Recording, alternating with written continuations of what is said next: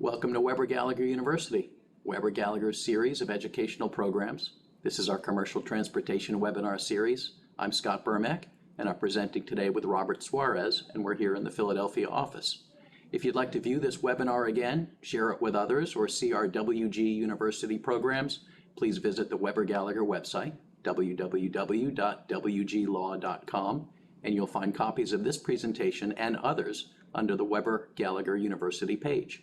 Also, feel free to contact the firm with any questions at wglaw.com. Today's presentation is Science versus Magic, leveraging technology to deconstruct high exposure cases. And if you're ready, we're ready, so let's get started. Thanks, Scott. You're welcome, Bob. So before we get started, we wanted to talk to you a little bit about who we are, just so you have a sense of where this information came from, how we've used it over the course of our careers. The goal is for this to be very practical information that you can use on your cases. And we're hoping that as you're sitting out there listening, you might come up with a couple of cases, actual claims that you're handling right now, where you might say, hey, this is information that I can use, and let's go do that. My name is Scott Burmack. I'm a partner in the New York City office of Weber Gallagher. I've been practicing for close to 30 years. Bob, I think, is only 27 years, so together we have pretty close to 60 years of experience doing this stuff. Our backgrounds are a little bit different. I come from the general liability, product liability, professional liability side. I represent a number of retailers and restaurant companies, and so logistics becomes a very serious issue for my clients. We have lots of trucks on the road, which means I'm allowed to talk about construction, about commercial transportation issues. So my background is trying cases in the civil liability arena on behalf of insurance companies, self-insureds, large retention insureds. The cases nowadays tend to get very muddy, big injuries, lots of exposure in terms of property damage type cases. And so what we want to give you is sort of a sense of how we can combat these claims in an ever more hostile jury environment. And we'll talk a little bit about where that's going to go. In the meantime, I want Bob to tell you a little bit about his background, which is very different. I'm like Scott. I'm a partner in the New York City office, and my background is maritime law, and it could be anything from representing vessel owners, representing ferry companies, representing steamship lines. And the type of work that I do could be anything from a vessel casualty. That's when a vessel suffers some type of consequence that could affect its performance on the water, or it could be cargo cases, or it could also be commercial transportation issues, since maritime today is an intermodal system. So like Scott, I'm a litigation attorney, and we both, although our work is a little bit different, we do the same thing in terms of using experts, trying to present our cases or our defenses. Well, one of the things that I'm sure won't come as a huge surprise to everyone is that our culture is changing. With the advent of social media, with internet access, with Google providing literally access to anything that you could need to know at a moment's notice, we have ended up with what I like to call a short attention span theater type of environment in the courthouse. Juries like to see stuff. Show and tell is very popular. It's one thing for a witness to get up on the stand and tell a story and give testimony. It's quite another when they can use demonstratives, whether it's diagrams or models, ways to demonstrate with figures and with animations what it is they're talking about. So what we'd like to really discuss in the course of this presentation is how we can use these experts to help deconstruct the cases that are very troubling, high exposure, where there might be a very good defense either on liability or damages. Of course, if there's no good defense on liability or damages, let's hope that case gets settled quickly and for something that everyone is equally unhappy with. But I think the idea here is to make sure that you understand some of the hurdles that you need to go through to make sure that the engineers and the accident reconstruction experts and the biomechanical experts are not only equipped with the knowledge they need to testify effectively in front of a jury, but are also going to be permitted to do so by the judge. So we talk about Daubert challenges. We're going to talk about some of the hurdles we've had in the past in making sure that these experts are not precluded from testifying based on their expertise, or more importantly, on the foundation of their opinions. And I think Bob will get into some very effective and important information about how we make sure that the appropriate information gets to our experts at the appropriate time. I totally agree with you, Scott. I think one of the things, especially it's becoming increasingly common, is that we need experts to simplify a case. I was telling Scott before we got here today that a lot of times jurors are left in the weeds if you're not explaining things to them, and they need to see things visually to understand it. Some of these accidents get very complex, and we need an expert to simplify it and make it easier, not only for the jury, but also to the judge. Otherwise, we're at risk of getting precluded, meaning that we can't have this expert come in and testify for us. And one of the things that we're going to be constantly talking about today is about methodology, and that's the only really way that we could get an expert to survive a preclusion motion. And we'll get into that as we go through our topics. So one of the things we need to do is talk about what the problem is in the first place. Why is it we're thinking about spending this money to hire experts, to put funds into litigation? We might have clients sitting back saying, well, this was a low-speed impact. There can't really be any damage associated with it. Or this doesn't seem like a serious type of case. Well, we all know that in light of certain cultural issues, societal issues, jury trials are definitely, they've become theater. And some of the verdicts that we're hearing are mind-blowing. We're talking about billion-dollar awards. We're talking about punitive damages in the hundreds of millions of dollars for cases that no one recognized 3 years earlier were particularly serious. So if we talk about identifying the problem, the first issue that I think we have to deal with is these minor cases, what we call a low-speed impact, or something that should not be expected to cause damage. And we talk about TBI, and those are traumatic brain injuries. And back in the late 80s, early 90s, people were talking about whiplash. That name, that concept fell out of favor when it was recognized that most of those injuries tended to get better by themselves. They weren't particularly serious.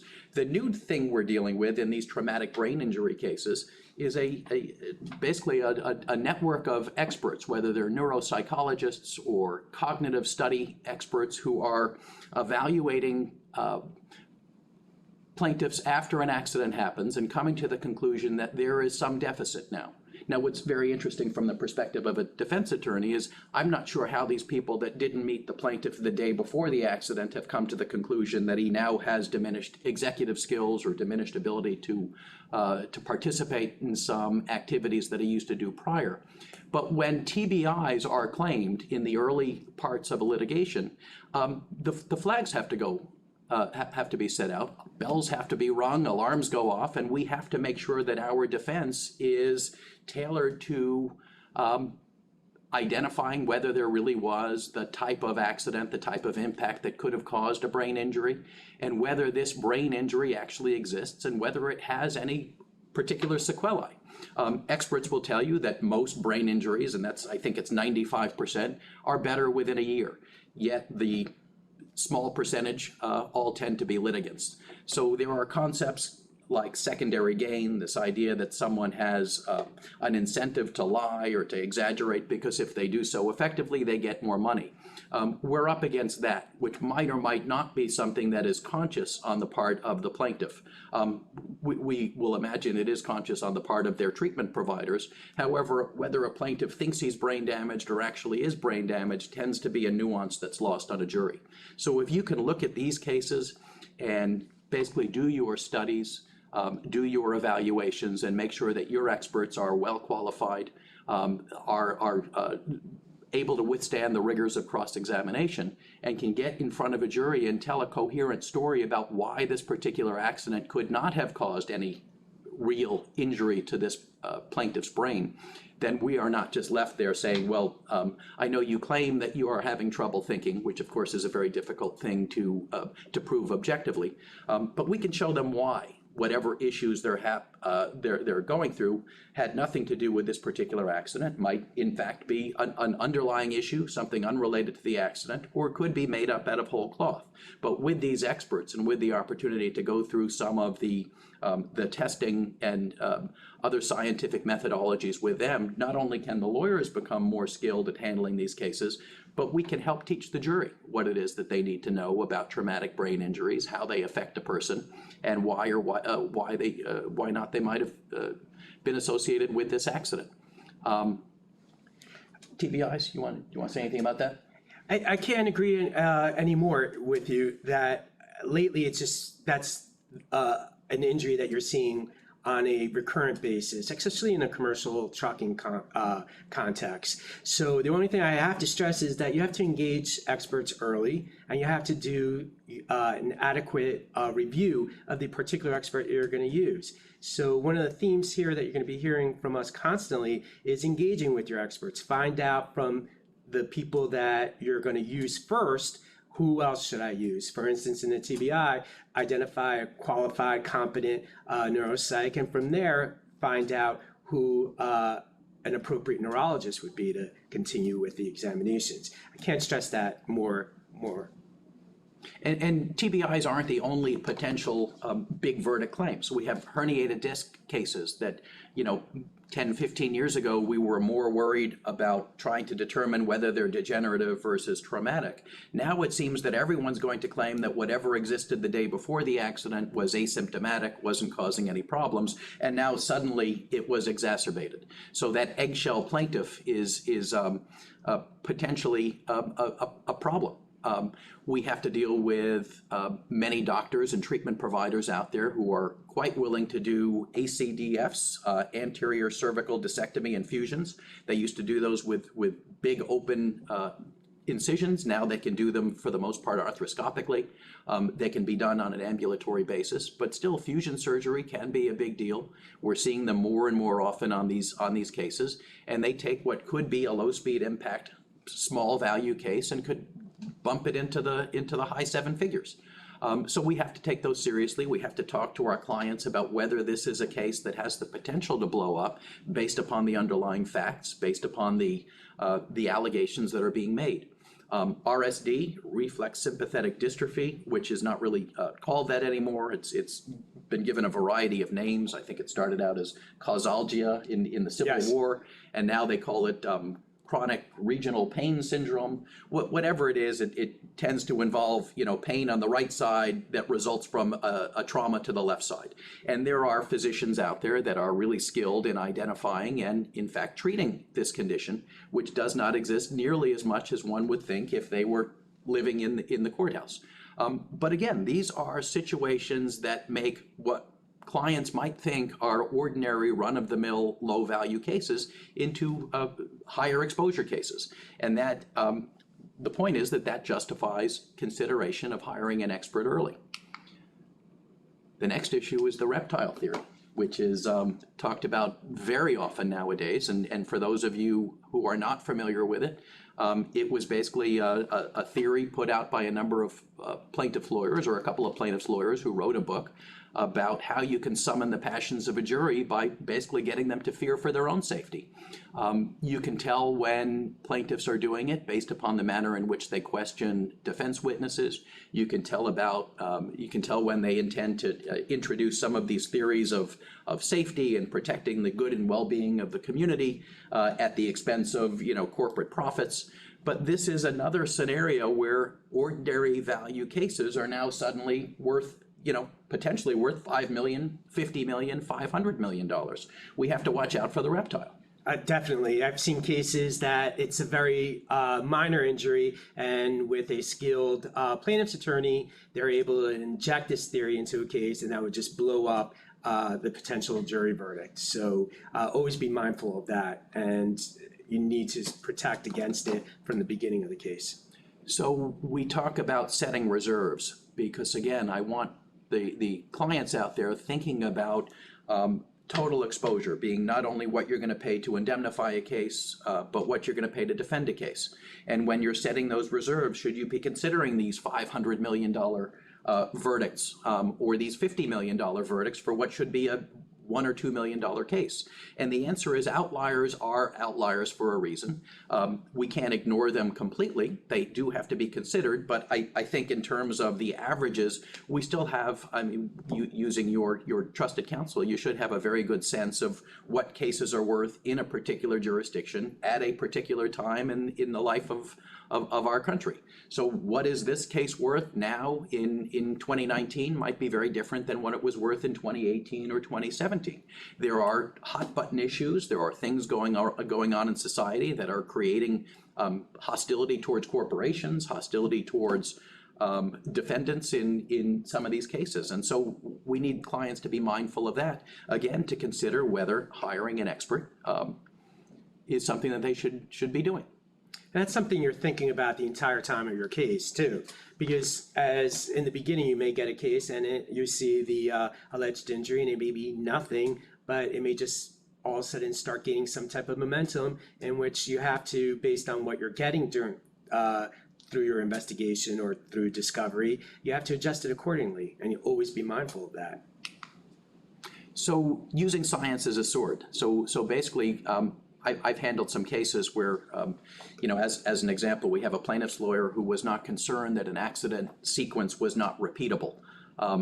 In my, sort of logic wins, common sense approach to defending cases, I think if you have a mechanical failure, if you have something, in particular a failure with a product, it should be repeatable. Science will say that if something is repeatable, then it is more likely to be true. Whereas if you have a one-off, something that cannot be repeated under any circumstances, it's less likely to be the truth and more likely to be the result of magic, which does not work well in front of juries. So to talk about mechanism of injury defenses, we've handled cases over the years where we have injuries that don't seem to be consistent with the type of trauma to which the body was subjected. Mechanism of injury experts and using human factors experts or certified safety professionals, they can talk about gait analytics. They can talk about how someone walks. I have a case now with a plaintiff who swears that she tripped over something while walking forward, yet she fell back. That tends not to happen. And the experts will tell you, these mechanism of injury cases, you'll learn that if someone trips while moving forward, they should land forward. You would expect injuries to the rotator cuff potentially. You would expect hand or wrist injuries. You could even expect head injuries. You wouldn't expect injuries to the back part of the body based upon a trip falling forward.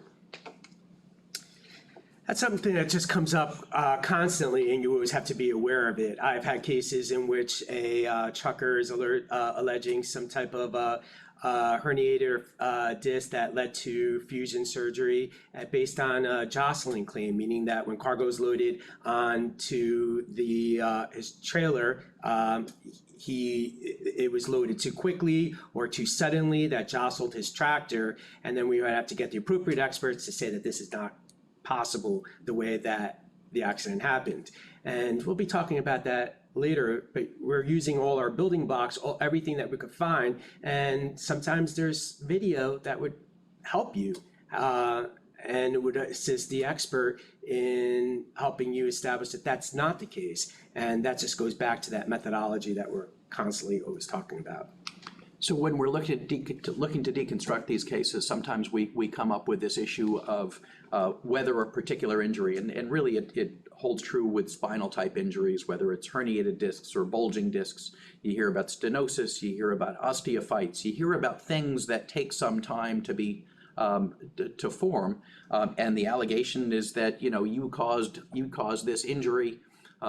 We can evaluate changes, or more importantly, we can have experts, whether they're radiologists or physiatrists, medical experts who can look at pathology as it exists on either an MRI or a CAT scan or even an X-ray, and talk about whether there is any sense that these injuries look acute as opposed to chronic. Does it look like there are any changes around the disc that would indicate a recent trauma versus, degeneration or arthritic changes that could take months or years to form? So we see plaintiffs coming forward with MRIs that show a herniated disc, with EMGs that show radiculopathy, with nerve conduction velocity tests, and they think they have their case in the bank. And then we have to, look at the defense side. Can we deconstruct it with effective and appropriate radiologic opinions as to the nature of these injuries? And that happens often. And there was a couple of times that you're doing your investigation into the medical history of a particular plaintiff, and then you find out through getting earlier reports that this person has made similar allegations in the past. And then from there, we're able to find other MRIs, other CAT scans, other X-rays, and we're able to bring it back to our expert radiologist, and he's able to, or she is able to help us explain why this is degenerative rather than traumatic. So I think it's really important that you just have to stay on top of that and make sure that you have, again, all the building blocks that you need to give your expert so that they could come back with an opinion that'll help you explain or argue that it's degenerative in nature, not traumatic. Accident reconstruction is something that we're using more and more often. We can come at it from lots of different disciplines. I had a case recently where we used a certified safety professional, and that's I don't know if that's a creature of the litigation world, but this is a guy with an engineering background with specific experience in human factors. How do bodies react to certain things? How do people confront various scenarios? And so when you look at these experts, I mean, what you really have to be focused on is whether they really do this stuff or do they just claim they do this stuff. So when we evaluate CVs and resumes, when we look at prior testimony, when we read publications of some of these experts to make sure that they really have a firm grasp not only of the discipline that they are looking to talk about, but do they have the appropriate education? Do they have the appropriate training? Have they actually done this stuff in a scientific field, or are they simply people who specialize in coming to court to testify, which is not nearly as effective in front of the jury? No, that'll blow up at time of trial. There's certain there's certain universities that would offer a certified safety professional certificate, and the fact that the person may have that, it doesn't end the inquiry. You really do have to find out what particularly their professional experience is, rather than them just being a talking head, so to speak. So I think it's really important that you really do investigate your the proposed expert that you're going to use. One of the things we wanted to talk about was biomechanical evidence. And I think there is a trend in the last couple of years that more courts than not are allowing it into evidence. And I think one of the reasons that these biomechanical experts are being precluded less is because attorneys and their clients are now becoming more familiar with the manner in which they identify issues, the manner in which they determine whether or not injuries can be causally related to an accident. And just remember, biomechanical experts tend not to be medical doctors. And so if your thought about using a biomechanical expert is what court's going to allow this layperson to talk about a diagnosis or treatment or even the existence of an injury, then you end up in a little box.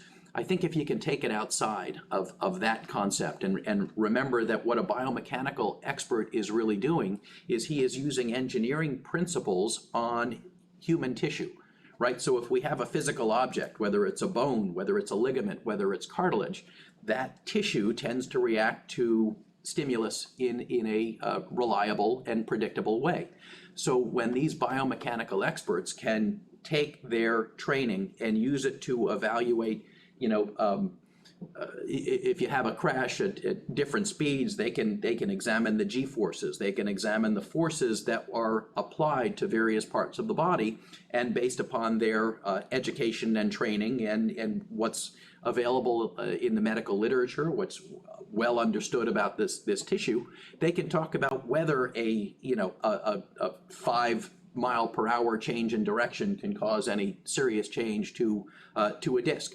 And this evidence becomes very effective when you have, in particular, a low-speed accident, and you can talk to these biomechanical experts about how would you expect a body to move in the face of, say, a rear-end hit. Would you expect that body to go forward into a windshield? Would you expect the body to hit the back of the seat? And with what force? And how do those forces compare to the forces that those plaintiffs might be experiencing in their daily life? Just getting out of bed, putting their shoes on, walking down the steps. And so it becomes very, very effective and very interesting for a jury to listen. And as long as we understand that we're not talking about how this particular plaintiff's disc reacted, we're talking about how discs, based upon generalities, based upon well understood scientific principles, how would tissue with this composition react to that particular force? I think that's great, compelling evidence, and I really think that it clarifies issues to the jury and allows them to really question the mechanics of the injury and how it occurred. And just going back to, you always have to be worried about whether you're going to be able to actually present this type of evidence. And going back to what we were talking about, it's always about the methodology. And whether you employ biomechanical, accident reconstruction, you have to give them the necessary information so that they could support their opinions. And how do you do that? So you have to look at traditional and non-traditional ways in securing evidence. Traditional could be anything for, in a commercial trucking context, the police reports. It could be videos conducted by the police or done by the investigating police officer. But it could also be non-traditional. There's a lot of times that I've located surveillance video from nearby areas where an accident occurred, and I was able to use that and give it to my expert, and they could use it in their analysis. It also requires you to get, in a commercial trucking context, the driver's information, his personnel file, his operating logs. It could also be the black box in a tractor. A lot of commercial, almost all commercial tractors have them now, and some actual motor vehicles have them too. I think GM has black boxes in passenger vehicles starting in the late 90s. So you have to think outside the box so you could have the facts that you're going to need to give it to your expert so that they could support their opinions. I think that's very important. Absolutely right. I mean, it's critical that these experts have what they need to form their opinion. And we know that whatever evidence they have is going to be scrutinized by the other side, who's looking to preclude them. So if they can find holes in the information that they were given, assumptions that they made that might not be accurate, they can tear apart an entire opinion.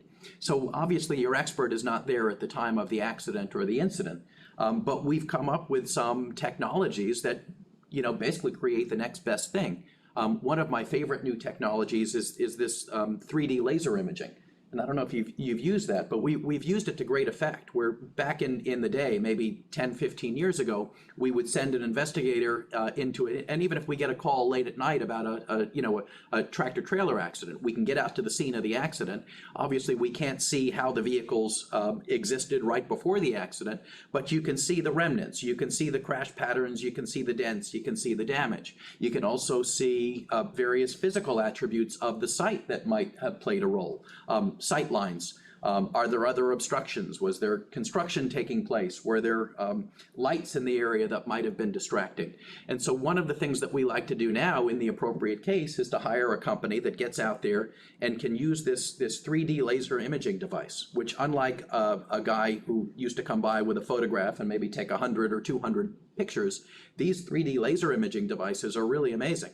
And these guys are taking millions and millions of images that can be all used in a lot of different ways. You don't necessarily need to know what your ultimate goal is in using that as a trial demonstrative when you're capturing the data. And like I say, there are millions and millions of data points just by taking this device and sort of doing a scan of the area. If you want to come up with a 3D reconstruction of the entire site, you can do that. If you want to document the damage to the vehicle with such specificity that all you have to do is take the data points now, and maybe a year or 2 years down the road, if you want to spend some money to evaluate that data, you can determine how far that piece of metal moved. how much distance there is from this part of the fender to that particular dent over there. There's lots of information that you can get from these data points. And like I say, we as the lawyers, you as the clients, don't even need to know how you ultimately intend to use this information. It's not cost prohibitive. It's a couple $1,000s to get the technician over there with the device to then gather the data points. It's more than the couple of $100s to get the guy with the camera. But I would suggest again that in these cases where the exposure is there, this is money well spent. This is information that you can give to your other experts down the line, that they now have every piece of information that they could possibly be questioned about or possibly need to come up with their opinion. I can't agree more. I think it's very important that any expert that you're going to be using is given sufficient data to actually defend his ultimate conclusion or opinion in the case. So when something happens, you're not really sure what you're going to be using this data for, but you have to collect it so that you could have the tools necessary for that expert to testify competently and convincingly before a jury. So we want this to be a practical presentation. So we thought it would be a good idea to get into some specific cases where we've used experts to some significant successes. And I'm going to let Bob interrupt me anytime he wants. But I wanted to start with this case we did relatively recently, where we had what started out as a relatively mundane garden variety ankle fracture that then turned into a leg off because of a plaintiff who was middle-aged, poorly controlled diabetic, who didn't necessarily listen to all of the best practices in terms of lifestyle. His ankle fracture got infected, and after that caused a number of systemic issues, including him ending up on kidney dialysis, a number of additional efforts to fix the fracture. Eventually he lost the leg. And so now we're dealing with a guy who claims that he tripped on a defect on a sidewalk outside of one of our clients' properties. And what should have started out as a five-figure, mid five to low six-figure case now has exposure in the multi-millions. So what we did in that case, and it was very successful, is we were able to have one of these certified safety professionals who could get out there and document the nature of the defect that was claimed. And based upon his ability to create a 3D model of the pothole, essentially, we were able to demonstrate to the jury that a guy wearing size 12 Timberland boots, which is what the plaintiff happened to be wearing at the time, would not have been at all affected by this particular hole that was in the sidewalk. Now, had he been a smaller person, a woman wearing high heels, maybe it would be a different story. But in this case, we actually had a model of this hole that we brought to court. We had a Timberland boot that we brought to court, and we challenged everyone to try to get that Timberland boot stuck in that hole. There simply was nothing for him to trip on. So we, in conjunction with other evidence that this was an accident that actually happened somewhere else, about 70 blocks away in lower Manhattan, we were able to convince the jury that this sidewalk defect, although it was there and we admitted it shouldn't have been, whether or not there was negligence for not maintaining that sidewalk properly, there was no proximate cause. There was no connection between that negligence and the injuries that the plaintiff was claiming. And we ended up with a defense verdict, which is always a good time. I think it's excellent that you were able to bring something for the jury to see. I think it's very important because, as we were saying before, juries need things to see. It's easier to understand. It's easier to grasp. I had this one case that I was working on, and it was a oil pollution case. And one of my defenses was that it was a tanker that had suffered a casualty off a European country, and that country would not allow that vessel in. My defense was the oil pollution was not caused by or was contributed by the state not allowing the vessel to come in and discharge its load. And one of the things that they were arguing was that the oil sheen that was seen immediately after the casualty occurred was significant, and that their denial of a port of refuge was reasonable because if you allowed this vessel to come into sheltered waters, it would have polluted this this very sensitive preserve area. So one of the interesting things was that I was able to secure the helicopter pilots who had filmed the initial removal of the majority of the crew off the vessel.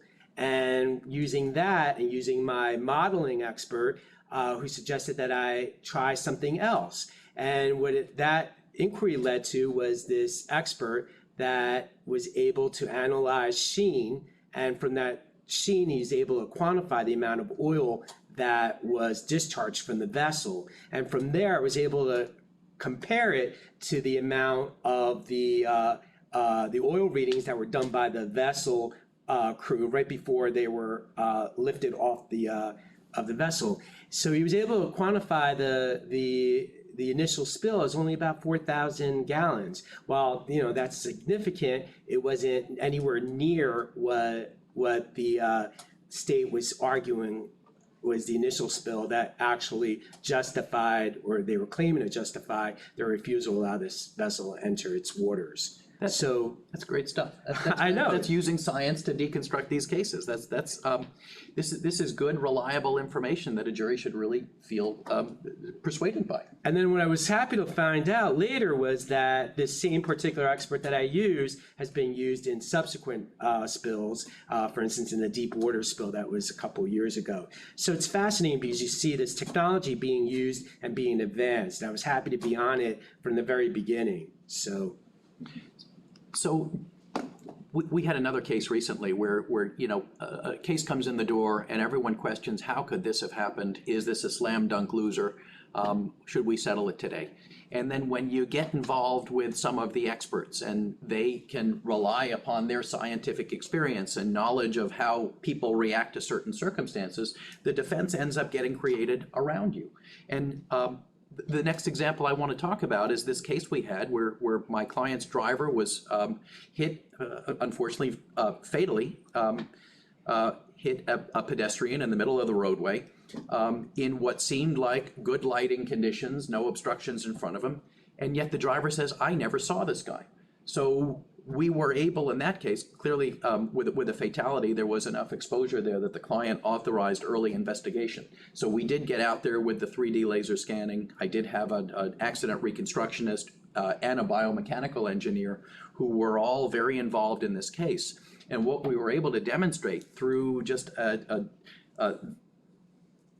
images, demonstratives of this particular accident site at this particular time of day was that there was a lot going on that wasn't necessarily recognized by the driver. And we talked about visual clutter.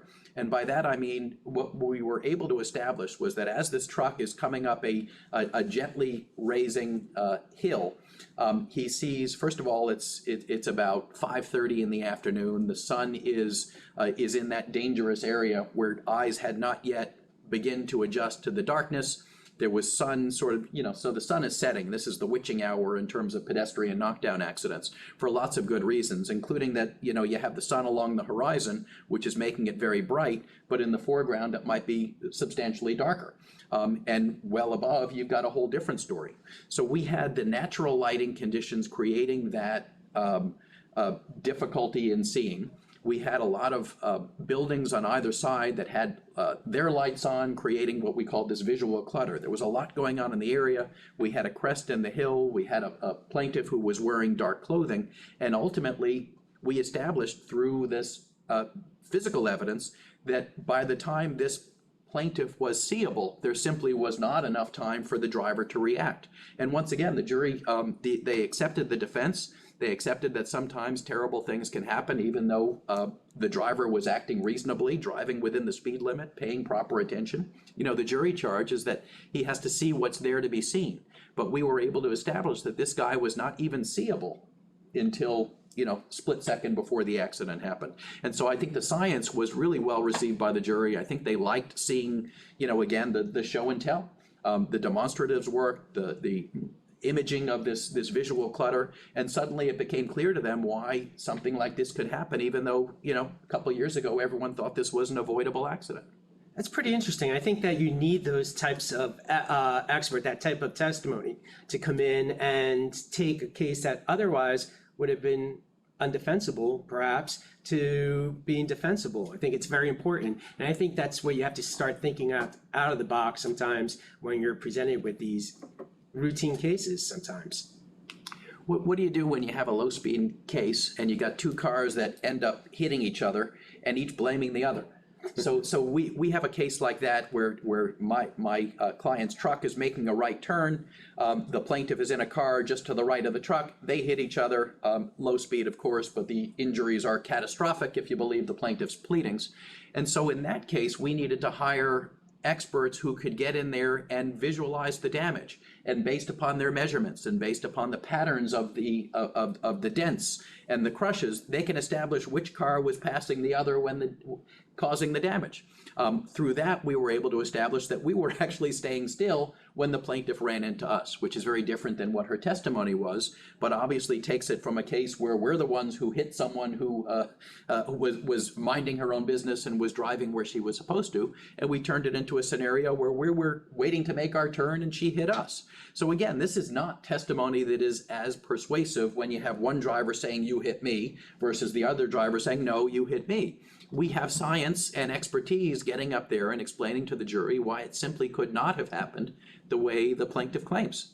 Scott, I could see in that kind of case that then the plaintiff would have their own expert to refute what your expert's saying. So what do you do in a case like that? Well, that's exactly right. And in this case, the plaintiff did have an expert, but they have to agree that the dent was 3 inches in depth and moved to the right. So you can tell from the patterns on the metal and the patterns in the plastic what it was that caused that particular defect. That damage to the vehicle has a specific cause, right? So it was science that won over bluster.